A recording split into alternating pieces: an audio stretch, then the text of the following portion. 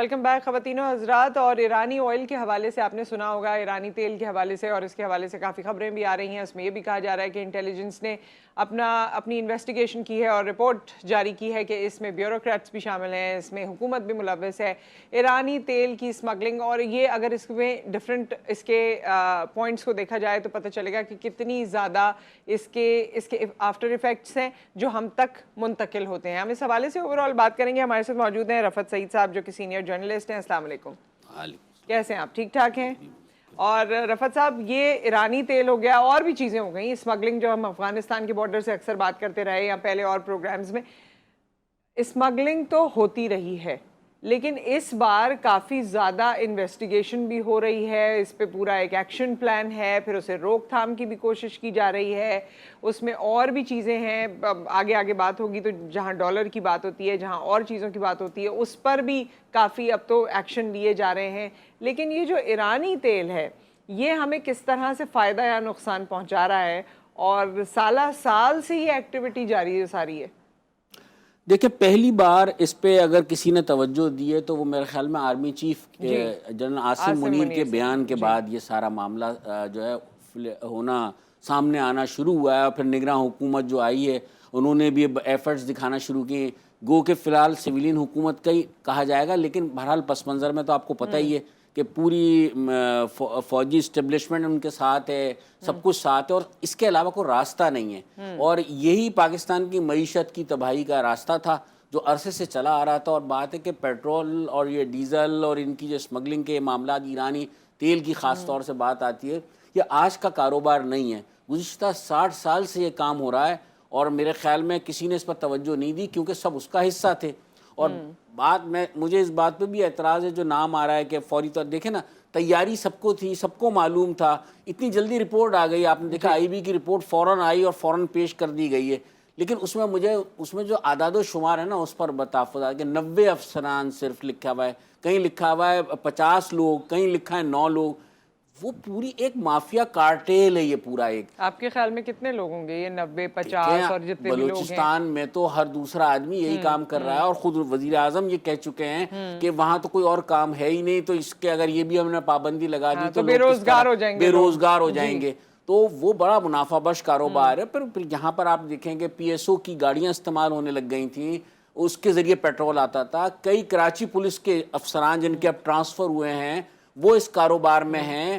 Punjab police کے بہت سارے ایسے افسران ہیں جن کے پیٹرول پمپس ہیں, اور باحفاظت وہاں تک پیٹرول کی ترسیل کو یقینی بنایا جاتا ہے. یہ سارا ریکارڈ آئی بی کے پاس بھی ہے, یہ ریکارڈ جو ہے ایف آئی اے کے پاس بھی ہے, یہ یقیناً آئی ایس آئی کے پاس بھی ہوگا. آپ یہ کہہ رہے ہیں کہ یہ سالہ سال سے یہ ریکارڈ وہاں پر موجود ہے؟ بالکل موجود ہے ہر ایک کے, لیکن اس پہ عمل درآمد نہیں ہو رہا تھا. اچھا, عمل درآمد اب کروایا شروع ہوا ہے. اب آپ دیکھیں نا کہ جب ہماری معیشت بہت تباہی کی طرف جانے لگی تو آپ نے دیکھا ڈالر کا تو بحران ہے ہی ہے, ایرانی تیل آ گیا, شوگر کا پرابلم آ گئی, کھاد کی آ گئی, بجلی کی آ گئی. بجلی کے کنڈے کاٹتی ہوئی تصویریں آپ دیکھیں گے بہت روزانہ ٹی وی پہ, ہر نیوز بلیٹن میں آپ دیکھتے ہیں کہ اتنے کنیکشن منقطع کر دیے, اتنے کروڑ روپے جرمانہ کر دیا.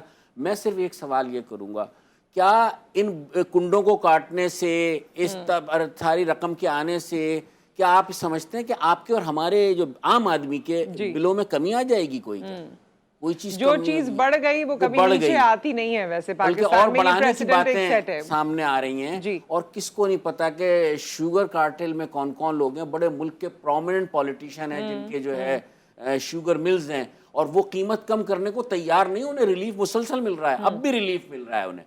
تو آپ بتائیں پھر کون ہوگا؟ میں تو صرف ایک ہی بات کہوں, عام آدمی کا کوئی پرسان حال نہیں. اچھا, جس طرح ڈالر کو بھی اب نیچے لایا گیا ہے, اور اس میں بھی جتنی اس طرح کی چیزیں تھیں, ذخیرہ اندوزی کہہ لیجئے اس کو بھی, کہ جس طرح لوگوں نے چھپائے ہوئے تھے یا رکھے ہوئے تھے, اس کو بھی جس طرح برسٹ کیا گیا ہے ایک سائیکل کو, اس کے بعد ہم نے دیکھا ہے کہ ڈالر آہستہ آہستہ نیچے آنا شروع ہوا ہے. یہ بھی ہے. پھر اور بھی چیزیں, جس طرح ابھی ہم نے یہ ایرانی تیل کی بھی بات کی, مگر اس میں ایک اور سوال اٹھتا ہے رفعت صاحب کہ جہاں پر کسی چیز سے پردہ اٹھایا جاتا ہے, کسی بھی کنٹروورسی سے, اس کے بعد جیسے کہ آپ نے کہا بیانات آنا شروع ہو گئے کہ وہاں تو ہر دوسرا شخص یہی کر رہا ہے تو لوگ بے روزگار ہو جائیں گے. ایک تو ہمارا یہ مینٹل سٹیٹس جو ہے, پھر جب ایسا مینٹل سٹیٹس ہوتا ہے تو کوئی بھی چیز شارٹ ٹرم کی ہو سکتی ہے کہ آج میں اقتدار میں ہوں, میرا یہ مائنڈ سیٹ ہے, میں نے کوشش کر لی اور یہ سب کچھ کر دیا, لیکن جو کوئی میرے بعد آئے گا یا بعد میں پالیسی چینج ہوگی یا نئی حکومت آئے گی, پھر یہ تمام چیزیں آگے پرسوں نہیں ہو سکیں گی, کیونکہ ہمارا تو مائنڈ سیٹ ہی وہی ہے پرانا والا جو 60 سال سے ہوتا آ رہا ہے. دیکھیں نصرت, کمانے والا تو کما چکا. بات یہ ہے کوئی ایسا نہیں ہے کہ چاہے وہ ڈالر کی اسمگلنگ ہو, چاہے وہ پیٹرول کے معاملات ہوں, چاہے وہ شوگر کے معاملات ہوں, چاہے وہ کھاد کے معاملات ہوں, کمانے والا تو کما چکا پیسہ. اور ہر معاملے میں آپ دیکھیں اب یہ ہوا ہے کہ پہلی بار کے سرکاری افسران, لا انفورسمنٹ کے جو لوگ انوالو ہیں, تو آپ کو بارڈر ایریا میں جو پوسٹنگ ہوتی ہے نا, وہ ہوتی اسی کام کے لیے. وہ بڑی اچھی پوسٹنگ کہلاتی ہے. اگر وہاں کا ڈپٹی کمشنر کوئی لگنا چاہے اس علاقے میں جو اسمگلنگ روکنے والے اداروں میں اپنی پوسٹنگ ہے, تو ہر ایک کا حصہ ہوتا ہے. تو وہ حصے کو یہاں پہ ایک سسٹم کا نام آپ نے بڑا سنا ہوگا, آرمی چیف نے بھی اپنی جو بزنس مین سے ملاقات ہوئی تھی وہاں بھی سسٹم کی بازگشت سنائی دی تھی.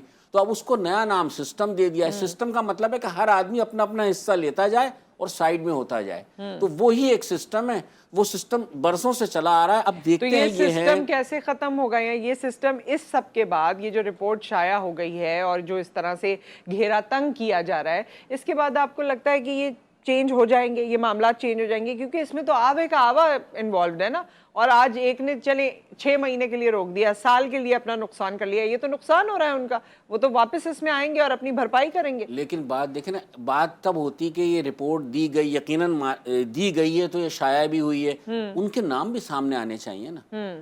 وہ نام کیوں نہیں سامنے آ رہا ہے جن لوگوں کا تعلق اور واسطہ ہے؟ اور میں یہی کہوں گا پولیٹیشنز کا ابھی بھی عوام سے وہ رابطہ نہیں ہے. یہ سب بڑے پر امید ہیں انتخابات کے لیے, انتخابات ہوں گے, کوئی یہ سوچ رہا ہے کہ وہ واپس آ جائے گا, کوئی یہ کہے گا دوبارہ وہ آ جائے گا. لوگوں کا موڈ کچھ اور ہے. آپ اندازہ لگا لیں کہ آپ جب سینٹ میں چلے جاتے ہیں, قومی اسمبلی میں چلے جاتے ہیں, تو آپ کا عوام سے وہ تعلق اب ختم ہو گیا ہے. اب مجھے بڑا افسوس ہوا ہے دیکھ کر کہ جب آپ لوگ باغ بجلی, گیس, پیٹرول, ان تمام مسائل سے دوچار ہیں, مہنگائی کے بوجھ تلے دبے ہوئے ہیں, تو ہمارے پولیٹیشین جو ہیں وہ ناردرن ایریاز میں جو ہے وہ انجوائے کر رہے ہیں 5 سال مکمل ہونے کے بعد, کیونکہ اب سینٹ بھی رخصت ہونے والی ہے. تو چیئرمین سینٹ اپنے ساتھ ایک وفد کو لے کے وہاں گئے اور کرسیوں پر بیٹھ کے جس طریقے سے وہ مطلب انجوائے کر رہے تھے مناظر کو دیکھ کر, تو وہ مناظر دیکھیں جو یہاں لوگوں پہ بیت رہی ہے, عام آدمی. میں بات وہی کروں گا کہ زندہ رہنا مشکل ہو گیا. اور آپ بتا دوں ایسے فسادات ہوں گے جب جیسا کہ لاوا پھٹے گا تو آپ دیکھیے گا ہوتا کیا ہے یہاں پر.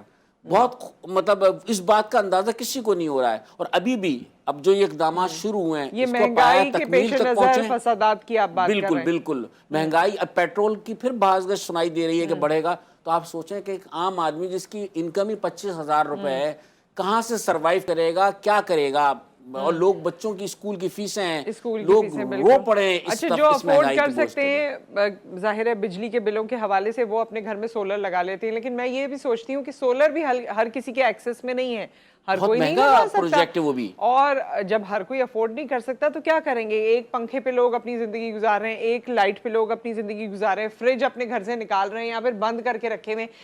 ایسی پھر یہ جو آپ کی کوالٹی آف لائف ہے یا مینٹل اسٹیٹس ہے جو باہر جا کے سڑکوں پہ نکلتا ہے, اور جس کریٹیوٹی کی یا پروڈکشن کی ہم بات کرتے ہیں, ظاہر ہے ہم ہی لوگ ہیں نا, ہم ہی لوگ اپنا اپنا حصہ ڈالتے ہیں تو ملک کی گاڑی چل رہی ہوتی ہے. لیکن جب سارے لوگ نفسیاتی طور پہ اتنے ڈسٹرب ہو جائیں گے اور ایک طرح سے بیمار ہو جائیں گے, نہ خوشی ہے, نہ سکون ہے, نہ کوئی کسی قسم کا چین ہے, صبح اٹھتے ہیں پہلی خبر یہی آتی ہے کہ اس کے پیسے بڑھ گئے, اس کے پیسے بڑھ گئے, ایسی قوم کہاں لے کر جائے گی اپنے ملک کو؟ آپ اندازہ لگا لیں اس قوم کا اندازہ آپ اس بات سے کر لیں گے. اعلیٰ سرکاری افسران جن کے آئی تھی آواز کہ بھئی ان کے بجلی پیٹرول بند کیا جائے, بجلی کے جو یونٹس دیے گئے ہیں وہ واپس لیے جائیں.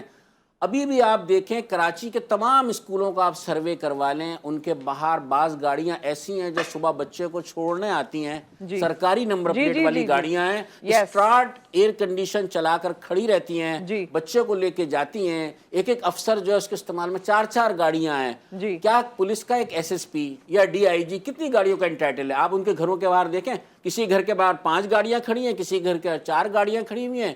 پیچھے پروٹوکول والی گاڑی بھی ہوتی ہے. پروٹوکول تو آپ ہی کہہ سکتے ہیں ان کی سیکیورٹی والا ہے, لیکن اس کے علاوہ اضافی طور سے مطلب وہ گاڑی الگ ہوتی ہے اور اس میں جو جتنے لوگ بیٹھے ہوتے ہیں چھوٹے سے بچے کو چھوڑنے آتے ہیں وہ الگ ہے. جی وہ الگ ہے. تو میرے خیال میں تو کوئی تبدیلی آ نہیں رہی ہے جب تک کہ کوئی بڑے پیمانے پہ اقدامات نہیں ہوں گے، اور پھر سزاؤں کا معاملہ، اور ایسے لوگوں کو ایکسپوز کرنا چاہیے، انہیں سامنے لانا چاہیے، ان کے نام بھی سامنے آنا چاہیے، ان سرکاری افسران کے نام بھی سامنے آنا چاہیے، اور ان پولیٹیشنز کے نام بھی اچھا، یہ سامنے آنا پہلی چاہیے۔ رپورٹ آئی ہے، ہو سکتا ہے اس کے بعد کوئی اور چیزیں بھی آیا ہوں، لیکن آپ کو لگتا ہے کہ یہ جو سٹیپ لیا گیا ہے یہ لانگر رن میں ہوگا اور یہ ہمیں فائدہ دے گا؟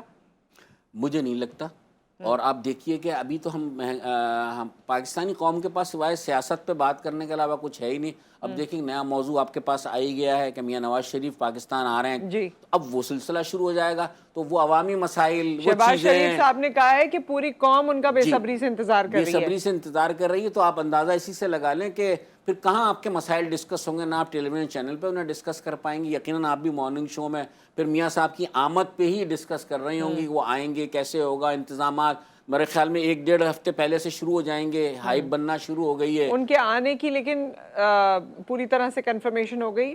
اب تو دیکھیں نا، میرے خیال میں کوئی راستہ نظر نہیں آتا، اور ان کو بھی یہ پتہ ہے کہ دیکھیں اگر سروائیول ہے تو وہ اسی میں ہے کہ جب اگر وہ یہاں نہیں آئیں گے تو اس کے بغیر سروائیول نہیں ہے مسلم لیگ نون کی، نظر آ رہا تھا، تو اس کی وجہ سے انہوں نے آنے کا فیصلہ کیا ہے۔ لیکن یہ میرے خیال میں بات چیت تو آلریڈی چل رہی تھی، ڈائیلاگ تو چل ہی رہا تھا، کیونکہ پہلے بھی ہمیں ٹیزرز تو مل رہے تھے کہ آئیں گے جب تک ان کو گارنٹی نہیں مل جائے گی۔ پچھلے دنوں یہ بھی خبر تھی کہ جب تک گارنٹی نہیں مل جائے گی، تو کیا گارنٹی مل گئی ہوگی؟ یقیناً ملی ہوگی، اس کے بعد ہی انہوں نے یہ فیصلہ کیا ہے، اور شاید میں ایک بات کہوں گا کہ ابھی بھی پاکستانی سیاستدانوں کو عوام کے موڈ کا نہیں پتہ ہے کہ عوام کیا سوچ موڈ ہے رہی ہے۔ عوام کا؟ عوام بہت ایگریسو ہوئی ہوئی ہے، عوام اپنے مسائل، آپ کو مجھے اس چیز سے سروکار نہیں ہے کہ میاں نواز شریف آ رہے ہیں، عمران خان جیل میں ہیں، یا بشرا بی بی کیا کر رہی ہیں، جی، ابھی ہمیں اپنے مسئلے، بجلی کا بل سب سے بڑا مسئلہ، آپ جائیں تقریبات میں چلے جائیں، آپ کسی سے ملیں، ڈسکس، بڑے سے بڑا آدمی بھی اب آپ سوچیں کہ وہ بجلی کے بل کو ڈسکس ضرور کرتا ہے، جی، ورنہ پہلے کہاں یہ ذکر ہوتا تھا۔ اور بہرحال مساجد سے اعلان ہوتا ہے کہ ہمارا بجلی کا بل اتنا آ گیا ہے، مساجد کا بھی، بالکل، اور وہ اس میں اعلان ہوتا ہے باقاعدہ کہ اگر بس اب اس میں کوئی، میرے خیال میں کوئی معجزہ ہی ہوگا کہ ہم ان چیزوں سے نکل سکیں، لیکن مہنگائی کا جو طوفان ہے یہ تھمنے والا نہیں ہے، آگے اور دیکھتے ہیں کیا تباہی ہوتی ہے۔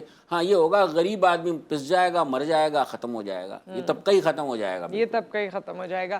سو ود دیٹ رفعت صاحب، بہت بہت شکریہ آپ کی تشریف آوری کا، اور یہ سارے مسائل تو اپنی جگہ جو سیاسی لیول پر ہیں، لیکن اس کے ساتھ ساتھ صحت کے مسائل بھی ہمیں درپیش رہتے ہیں، اور صحت کے مسائل کے حوالے سے ایک بریک کے بعد جب ہم بات کریں گے تو ملیریا سے اموات بھی ہونا شروع ہو گئی ہیں، ملیریا میں کتنے لوگ ملیریا میں مبتلا ہیں، اس کے ساتھ ساتھ ڈینگی بھی آ چکا ہے، اور بھی کچھ ایسی خبریں ہیں، کچھ باتیں آپ سے شیئر کریں گے آفٹر دی بریک۔